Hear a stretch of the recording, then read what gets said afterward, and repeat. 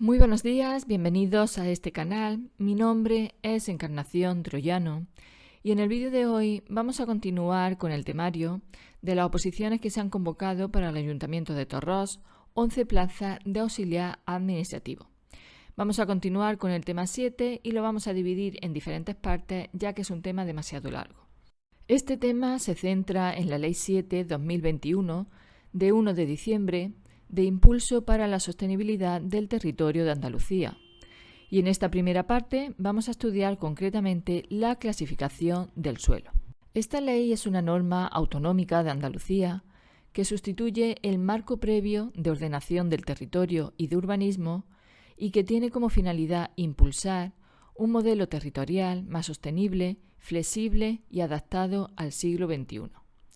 Su objeto es establecer el marco normativo para la ordenación del territorio y la actividad urbanística en Andalucía. Y su finalidad principal es incorporar el principio de sostenibilidad en la ordenación del territorio y el urbanismo como parte de un nuevo modelo territorial menos rígido que el antiguo.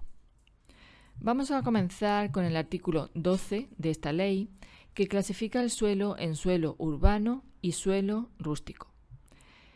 Y vamos con el artículo 13.1, que define lo que es el suelo urbano. Es aquel que ya forma parte de una ciudad, pueblo o un núcleo de población, es decir, que está integrado en la malla urbana, que son las calles, las aceras, los servicios, edificios, etc. Para que un terreno se considere urbano, debe cumplir al menos una de las siguientes condiciones. La primera condición se regula en la letra A de este artículo, que establece que para que un suelo se considere urbano, debe haber sido urbanizado en ejecución de los instrumentos de ordenación urbanística o territorial y de conformidad con sus determinaciones desde el momento en que se produzca la recepción de las obras de urbanización conforme a esta ley y a sus normas de desarrollo. Esto significa que el terreno se considera urbano cuando ha sido urbanizado de forma planificada, siguiendo un plan general, un plan parcial u otro instrumento urbanístico oficial. Y las obras de urbanización, es decir, las calles, alcantarillado, alumbrado, agua, electricidad, etc., han sido ejecutadas y recepcionadas por el ayuntamiento. Por ejemplo, una nueva urbanización que ya ha sido entregada al ayuntamiento tras terminar todas las obras. La segunda condición para que un suelo se considere urbano se regula en la letra B de este artículo, que establece que para que un suelo se considere urbano debe estar transformado urbanísticamente por contar con acceso rodado por vía urbana y conexión en red con los servicios básicos de abastecimiento de agua, saneamiento y suministro de energía eléctrica. Se refiere a terrenos que, aunque quizás no se urbanizaron mediante un plan formal, ya están completamente integrados en la ciudad, porque tienen acceso por calle asfaltada o vía urbana y porque están conectados a las redes básicas como son el agua, el alcantarillado y la electricidad. Por ejemplo, una zona del casco urbano consolidada desde hace años, aunque no se hizo con un plan moderno. Y la tercera condición se regula en la letra C de este artículo, que considera que esos terrenos deben estar ocupados por la edificación, al menos, en las 2/3 partes del espacio apto para ello, de acuerdo con el ámbito que el instrumento de ordenación urbanística general establezca. En esta letra se dice que aunque no haya obras de urbanización completas, un terreno puede considerarse urbano si en al menos el 66% del suelo edificable ya hay edificaciones consolidadas. Esa proporción se calcula dentro del ámbito que defina el Plan General Municipal. Por ejemplo, un barrio antiguo donde casi todas las parcelas están edificadas, aunque faltan algunas infraestructuras. En resumen, un terreno se considera urbano cuando está dentro del entramado de calles y servicios del núcleo de población y cumple al menos una de las 3 condiciones anteriores. Ha sido urbanizado legalmente, tiene servicios básicos y acceso urbano y está edificado en al menos 2/3 de su superficie. Vamos a ver un cuadro comparativo sobre los 3 tipos de suelos según esta ley. Comenzamos con el suelo urbano. Son terrenos que ya forman parte del núcleo de población y están integrados en la malla urbana. Sus características específicas son las siguientes. Tienen calles, aceras, servicios como son el agua, luz y alcantarillado. Pueden haber sido urbanizados formalmente o consolidados por el uso y las edificaciones.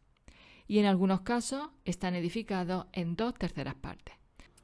Ejemplos de este suelo urbano serían los cascos urbanos de los pueblos, barrios consolidados o urbanizaciones recepcionadas por el ayuntamiento.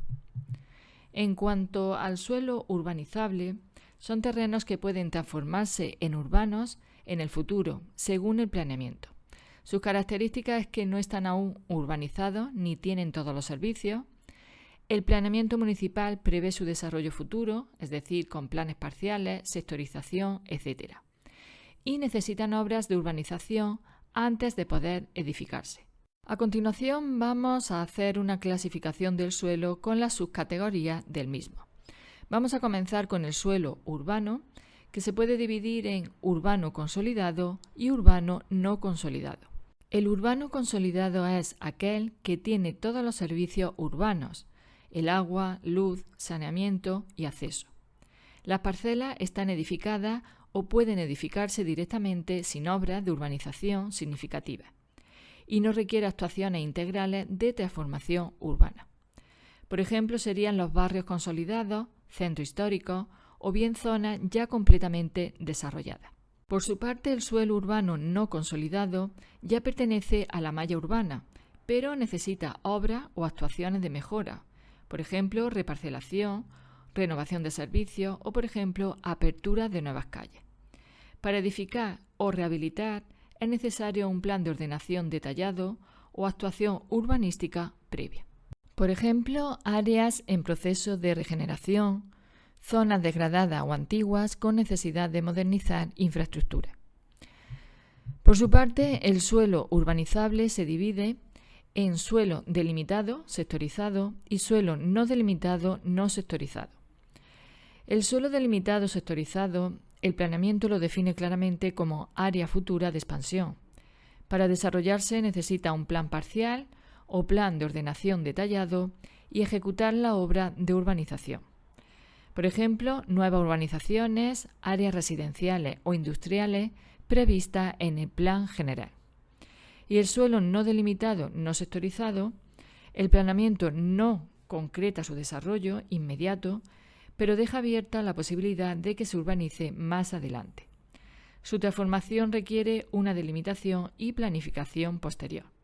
Por ejemplo, suelos de reserva para crecimientos futuros del municipio. Y por último tenemos el suelo rústico no urbanizable, que se divide en suelo común, suelo protegido y suelo de especial protección por legislación sectorial. El suelo común son suelos rurales sin valores especiales que no están destinados a urbanizarse. Admiten usos agrícolas, ganaderos, forestales o actividades complementarias. Por ejemplo, son campos de cultivo, pastos, zonas rurales sin protección específica, etc. El suelo protegido son suelos con valores ambientales, paisajísticos, culturales o de riesgo que requieren una protección especial.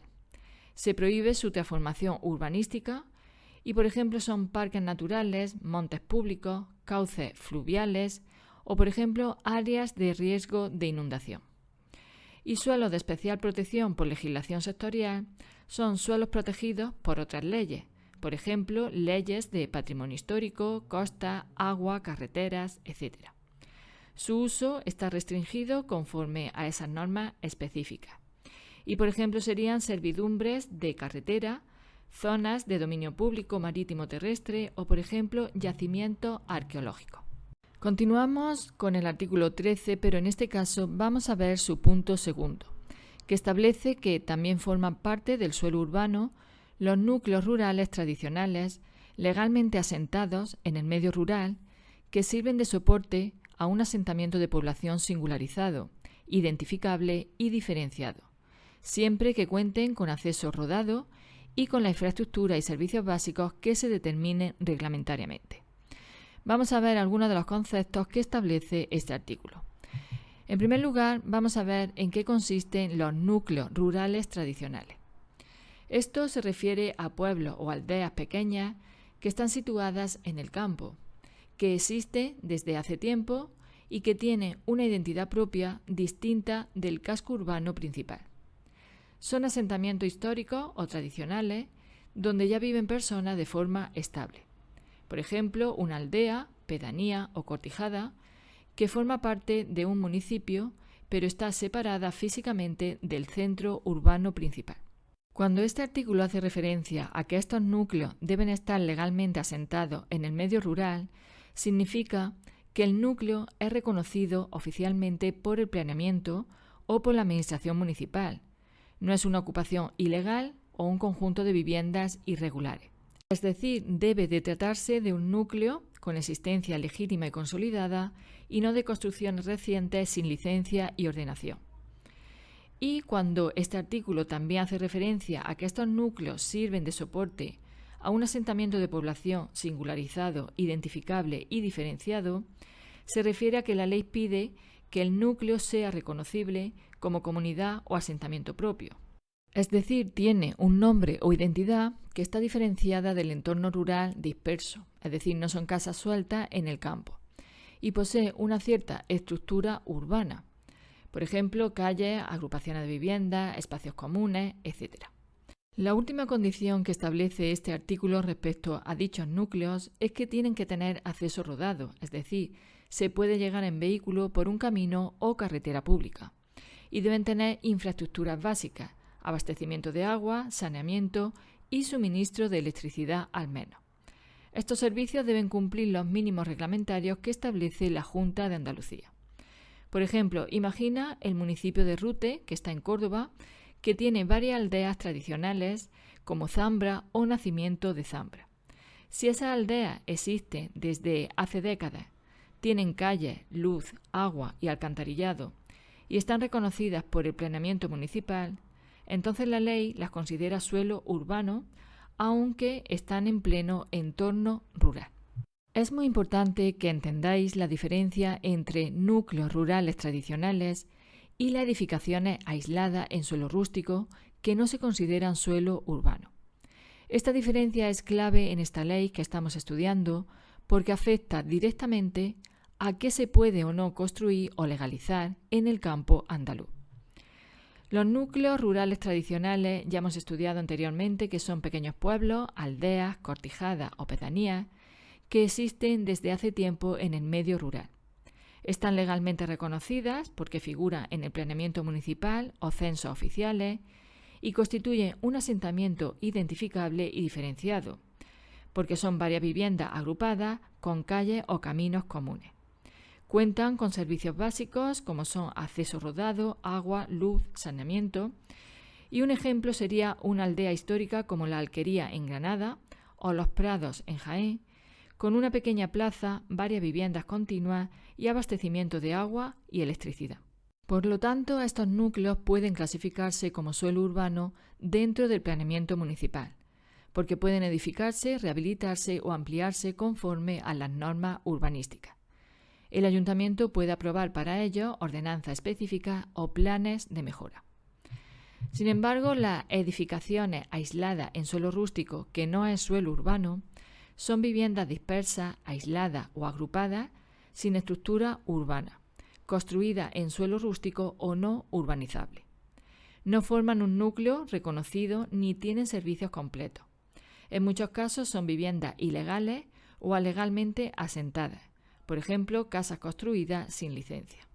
El supuesto típico de estas edificaciones sería una casa de campo construida en terreno agrícola, separada de otras por cientos de metros, o un conjunto de chalets dispersos sin calles ni redes urbanas. Por lo tanto, estas edificaciones no convierten el terreno en urbano y el suelo sigue siendo rústico no urbanizable. Solo pueden autorizarse usos excepcionales como son agrícolas, turísticos rurales o energéticos, por ejemplo. Si se construyeron sin licencia, entran dentro de los procedimientos de regularización o restauración de la legalidad urbanística previstos por la ley. Para que se quede bien claro este tema, vamos a ver las diferencias fundamentales entre los núcleos rurales tradicionales y las edificaciones aisladas en suelo rústico. En cuanto a su origen, los núcleos son histórico o tradicional y reconocido oficialmente. Sin embargo, en cuanto a las edificaciones, son construcciones individuales, muchas veces recientes. En cuanto a la estructura, el núcleo es un conjunto organizado de viviendas con trama urbana y las edificaciones son viviendas sueltas sin continuidad urbana. En cuanto a los servicios, el núcleo dispone de agua, luz, saneamiento y acceso rodado. Sin embargo, las edificaciones pueden carecer de algunos servicios básicos. En cuanto a la clasificación del suelo, el núcleo es urbano y en las edificaciones el suelo es rústico o no urbanizable. Y en cuanto a la posibilidad de edificar, en el núcleo rural sí es posible, según las normas urbanísticas. Sin embargo, en las edificaciones está muy limitada y solo son usos rurales o excepcionales. Continuamos con el artículo 13 en su punto tercero. Este punto define qué se entiende por solar. En el lenguaje común, un solar es un terreno vacío donde se puede construir, pero jurídicamente no todos los terrenos urbanos son solares. La ley dice que solo serán solares aquellas parcelas de suelo urbano que ya disponen de la infraestructura y servicios mínimos necesarios para poder edificar de manera legal e inmediata. En otras palabras, un solar es un terreno urbano y completamente preparado para construir, sin necesidad de hacer antes obras de urbanización. Este punto indica 3 condiciones básicas y obligatorias, aunque el planeamiento municipal puede añadir más. La primera condición se refiere a que el solar tiene que tener acceso por vías urbanas pavimentadas, salvo que el instrumento de ordenación establezca lo contrario. La parcela debe tener entrada directa desde una calle o camino urbano asfaltado. No basta con un camino de tierra. Excepción, si el plan urbanístico dice expresamente que no es necesario, por ejemplo, en zonas rurales consolidadas con pavimento tradicional. Otra condición es que el solar tiene que tener alumbrado público en la vía a que dé frente a la parcela, salvo que se encuentre en espacios privados. La calle o vía frente a la parcela debe tener farola o iluminación pública, salvo si se trata de un espacio privado cerrado, como una urbanización privada con su propio alumbrado. Y la tercera condición es que el solar tiene que tener servicio urbano de suministro de agua potable, evacuación de aguas residuales y energía eléctrica con capacidad suficiente para el uso previsto. Ese uso previsto serán viviendas, comercios, industria, etc. Vamos a ver algunos ejemplos. Una parcela dentro del casco urbano con calle asfaltada, luz, agua y alcantarillado sí es un solar porque cumple todos los servicios mínimos. Una parcela urbana, pero el acceso es un camino de tierra y no hay alcantarillado, no es un solar porque le faltan servicios básicos y no se puede edificar aún. Una parcela en una urbanización privada con sus propias calles y alumbrado sí es un solar porque el alumbrado público no es exigible porque el espacio es privado, pero cumple las condiciones. Y una parcela en suelo urbanizable, aún sin urbanizar, no es un solar aunque sea suelo apto para urbanizar. Todavía no es urbano y no tiene servicio. Vamos por último con el artículo 13, su punto cuarto, que se refiere a cuándo se extingue la condición de solar. Este artículo dice que cuando una parcela ya no cumple los requisitos que antes la hacían solar, pierde esa condición legal. Esto significa que, aunque antes podía edificarse directamente, ahora ya no puede hacerlo hasta que se establezcan las condiciones necesarias, servicios, acceso, etc. Esto ocurre cuando la infraestructura o servicios urbanos dejan de ser adecuados o suficientes con el tiempo. En otras palabras, la parcela pierde los requisitos mínimos porque se deterioran las redes de agua, saneamientos o electricidad. El acceso ya no cumple las condiciones exigidas o porque las instalaciones ya no tienen capacidad suficiente para el uso previsto. Por ejemplo, una parcela en un barrio antiguo, con alcantarillado colapsado o sin capacidad para nuevas conexiones, aunque antes fuera solar, ahora no cumple las condiciones técnicas para edificar o ampliar. Este punto también establece que la condición de solar se extingue por su integración en actuaciones de transformación urbanística. Esto ocurre cuando la parcela pasa a formar parte de un plan o proyecto de renovación, reurbanización o reforma urbana aprobada por el ayuntamiento. Aunque la parcela estuviera urbanizada y fuera solar, al incluirse dentro de una actuación de transformación urbanística, se considera provisionalmente no solar hasta que se ejecuten las nuevas obras. Un ejemplo de esto que estamos hablando es cuando el ayuntamiento aprueba una actuación de renovación urbana para modernizar todo un barrio, nuevas calles, redes, zonas verdes. Durante ese proceso, las parcelas afectadas pierden temporalmente su condición de solar porque van a ser objeto de nuevas obras de urbanización y redistribución. Es importante tener en cuenta que cuando una parcela pierde la condición de solar, no se puede edificar ni conceder licencia de obra nueva hasta que se restablezcan o mejoren los servicios e infraestructuras, o se finalicen las obras urbanísticas previstas que devuelvan al terreno la condición de solar. Pasamos a estudiar el artículo 14, su punto primero, que establece los tipos de suelos rústicos que regula la ley. El suelo rústico está formado por todos aquellos terrenos que no se destinan a la urbanización, es decir, no se pueden convertir en zonas de viviendas, polígonos, calles, etc., porque tienen algunas características o protección especial. Comenzamos con el suelo rústico especialmente protegido por legislación sectorial. Son terrenos protegidos por leyes específicas como pueden ser las leyes de medio ambiente, de naturaleza o de patrimonio histórico, o por normas sobre protección de ríos, costas, montes, etc. Estas leyes determinan que para conservar sus valores naturales, culturales o patrimoniales no se pueden urbanizar. Por ejemplo, estaríamos hablando de un parque natural o de una zona arqueológica protegida. Los suelos rústicos preservados por riesgos naturales o humanos son terrenos donde existen riesgos naturales o provocados por el ser humano, actividades industriales peligrosas, contaminación, inundaciones, deslizamientos, etc. Por seguridad o precaución no se permite urbanizar mientras exista ese riesgo. Por ejemplo, zonas inundables, áreas cercanas a vertederos o con riesgo sísmico. Los suelos rústicos preservados por ordenación territorial o urbanística son terrenos que los planes urbanísticos o territoriales deciden mantener sin urbanizar por razones de sostenibilidad o interés general. Se preservan por sus valores ecológicos, agrícolas, ganaderos, forestales, paisajísticos o culturales. Y también pueden incluir terrenos que se reservan para usos públicos, por ejemplo, para infraestructuras futuras o espacios naturales. Por ejemplo, campos agrícolas que el plan municipal decide conservar para mantener la actividad rural o el paisaje. Tenemos también el suelo rústico común, que es el resto del suelo rústico que no entra en las categorías anteriores. No tiene una protección específica, pero tampoco puede urbanizarse, salvo que el plan urbanístico lo reclasifique en el futuro. Por ejemplo, estaríamos hablando de terrenos agrícolas o de monte, sin protección especial ni riesgo, pero que no están previstos para ser urbanizados. Seguimos con el artículo 14, pero con su punto segundo. Este punto describe qué se entiende por hábitat rural diseminado existente, un concepto del derecho urbanístico que se refiere a ciertos núcleos o agrupaciones de vivienda en el campo.